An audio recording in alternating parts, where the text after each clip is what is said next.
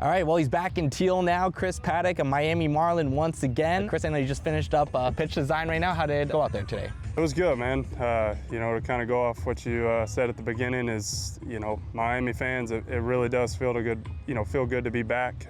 Kind of where it all started for me. The first team that gave me that, minor league dream experience out of high school of chasing that goal of getting to the big leagues. Last year finished my 7th year. Yep. And, just really a full circle moment, man. Last time I was on that mound, I was 19 years old and, had a lot to learn over the years. But, that was, another great day off the mound, pitch design. It's a new technique. It's a new thing that the Marlins are kind of bringing to the table for us pitchers. As you can see, there's 6 or 7 hitters. There's 5 or 6 coaches. Sure. A lot of eyes on you. You're getting a lot of good real-time feedback, and you get to compete, man. That's probably my favorite part about it is being a starter, coming off a good outing, a bad outing. Sometimes there's too much time in between to not be out there and compete again at the high level.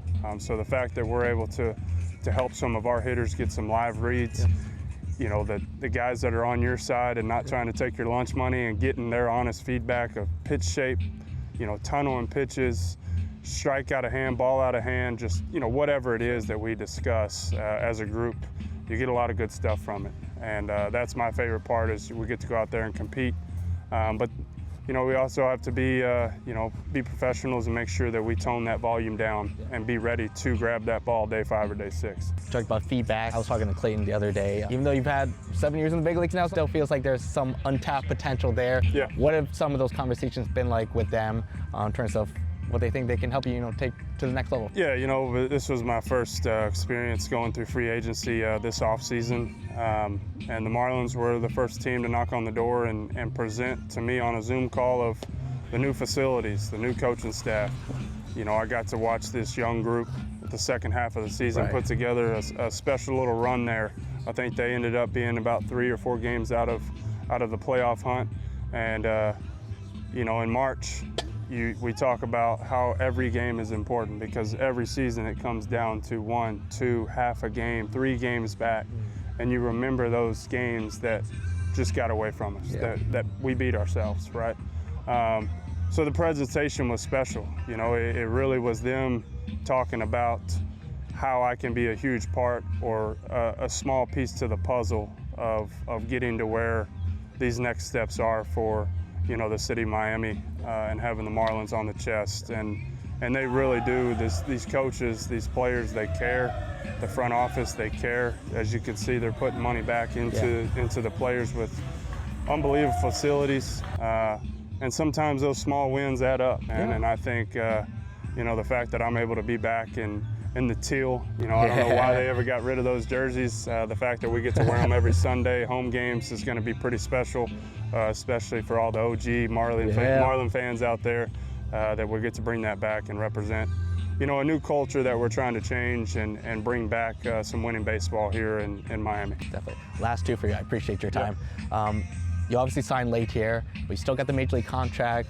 What was free agency like for you? I mean, we're hopeful that you would get that MLB deal. What was that free agency period like for you? Yeah, reflecting on last season, right? As professional athletes, we have high expectations for ourselves, and we have to set our goals high. And at the end of the day, I know what I'm capable of. Have I backed that up the last couple of years? Maybe not. I've coming off a healthy season last year was my #1 goal. I've had some setbacks in my career with Tommy John. I've had 2 of them. It's just put me in a weird spot of not being able to just go out there, reins off, and go pitch. Yeah. And I finally get to do that this year. Whether that's 150 innings or 220, I don't know what that number looks like yet, but I do know that I'm going to do everything I can to stay healthy, help this team win from top to bottom. But the Marlins were that first team that gave me a chance out of high school, and here they are knocking on the door to give me another chance come free agency. I did have a couple other options, but not as many as I thought. That I would have liked to maybe have seen some other teams call. But at the end of the day, I want to be with an organization that wants me there, that doesn't just fill in a roster spot, that wants me to be a part of a special group and contribute. And that's exactly what this coaching staff and baseball operations front office presented to me. And I'm a very humble guy, but I also know that I haven't reached that ceiling yet, man. And I really do believe that I have the potential to be, a number 1 or 2 in a rotation.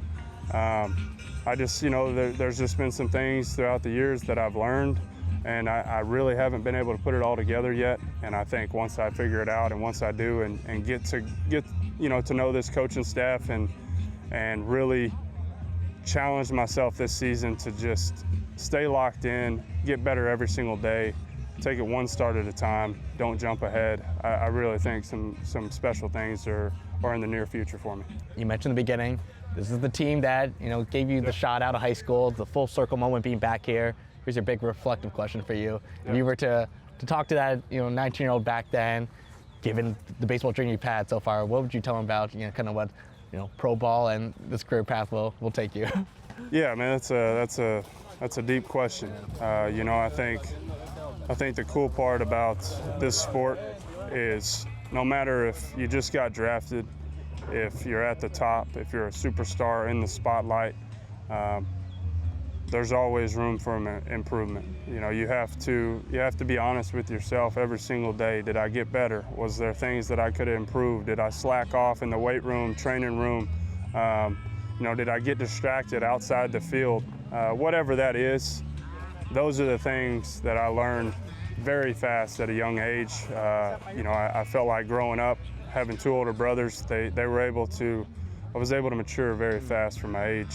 And the fact that I was able to transition into the minor leagues, that first Tommy John in 2016, you learn a lot about yourself, that this game is one, it's very hard. It's a game of failure. And 2, getting to the big leagues isn't easy.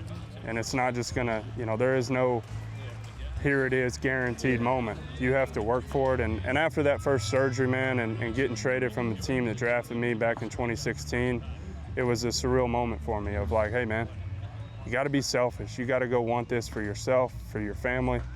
It's something you've always wanted to conquer and do. Go take it. No one else is going to be able to do that but you.